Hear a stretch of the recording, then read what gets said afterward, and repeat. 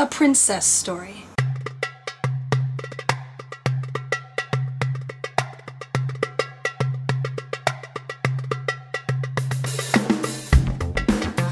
Once upon a time, there was a girl who had just moved to the big city. She was excited about all the people she was going to meet and all the new friends that she was going to make in this big, vast, wonderful new city.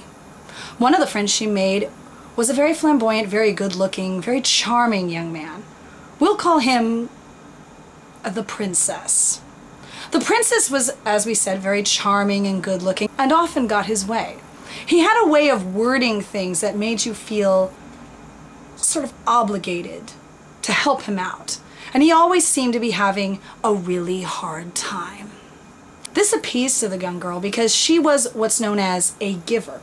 She is what's known as a caretaker. She is someone who needs to be there for other people because this is how she defined her self-worth. If I could just be there enough for them, if I could just be the perfect friend, then they will love me. This is often referred to as broken wings syndrome. You find a little broken bird, you nurse it back to health, but eventually the bird will fly away. You think they'll come back to love you like you want them to, but oftentimes they don't. Anyway, the girl stayed friends with the princess for many, many years. They shared a lot of wonderful things, and tremendous kindnesses did take place. But during the last year of their friendship, the girl noticed that the princess just needed more and more and more. And granted, a lot of really difficult things were happening in his life, but a lot of really difficult things were happening in her life too, and for some reason, he was never around for those. He was what's known as a fair weather friend. When the fit hits the shan for him, the girl was always the first person there. But when the fit hit the shan for the girl, he was the first one out the door.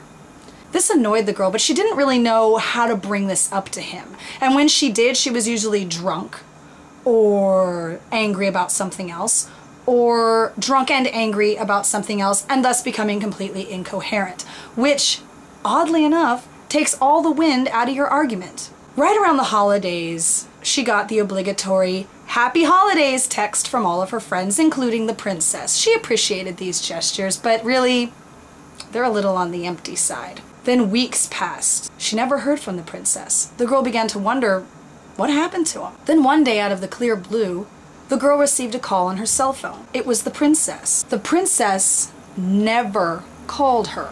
The girl didn't pick up the phone, but rather let it go to voicemail so that she could screen the nature of the call.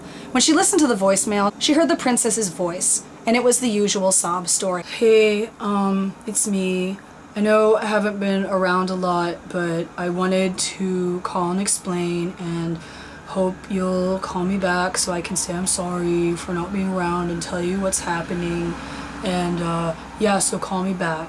Thanks, bye." This was something of a habit for the princess. They would vanish for a while and then suddenly reappear with this sob story about, "Oh, my life is so hard and I've been having a really hard time and my boyfriend this and my friends that and my job this, da-de-da-de-da." The princess finally decided, you know something?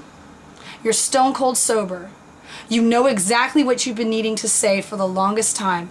Why don't you just grow a pair and frickin' do it? So she did. She picked up the phone and called. Her call to the princess went a little something like this. "Hey, I got your voicemail, but I didn't call to actually hear what you had to say right now. I wanted to call and tell you something. You know, since you've been gone, I've been taking a lot of time for myself, and I have been doing a lot of really selfful things that have been helping me out a lot. I've been going to a lot of movies and going to a lot of shows, and I've also been hanging out with some new people and making some new friends. And I've had a lot of time to reflect upon what you and I have been doing these last few years, and I've come to the realization that this entire friendship is a one-way street in your favor. I have done everything you have ever asked me to do. I was there for you when your lover died. I was there for you through all of your breakups. I was there for you when you moved, when you lost your job. I was there for you through all of it at the drop of a hat. But the minute things got dark for me, the minute I was having a hard time and needed a friend, you were the first one out the door. I showed up to your birthday on the same day I was fired, but you couldn't bother to come to mine for even more than 20 minutes and actually had the nerve to ask me hey, I'm going to our place, is that okay? You weren't there for me when my grandmother died. You weren't there for me when my relationships ended. You weren't there for me when I lost my job. You have never been there for me at all. And you have always had a really convenient excuse about it. Oh, I can't handle any of that, and oh, I'm having a really hard time right now. Well, when are you not, princess?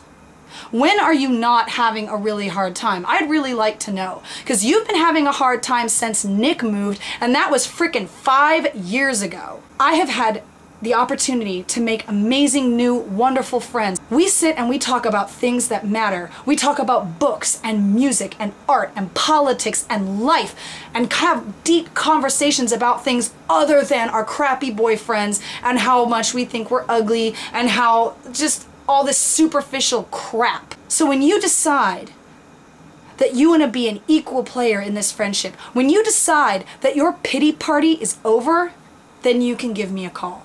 She immediately took the phone and just tossed it down onto the bed when she was finished. Then she went, made a sandwich, and went to work. She didn't think about the princess for the entire rest of that day. This was 4 months ago. And sometimes the girl made the mistake of asking mutual friends of hers and the princess how the princess is doing. Apparently at first the princess felt bad. Now the princess is apparently bad-mouthing the girl to anybody who will listen. But you know what? That's really okay. Because since that time, the girl has truly found herself, has dealt with her baggage, and has been dealing with all of these things that she had pushed away in an effort to be there for her friends. Life might not always be fair. Love might not conquer all. And good people might die. That's true. But that doesn't mean that you need to go down with it. And there is certainly no nobility in dimming your own light so that someone else's can shine brighter.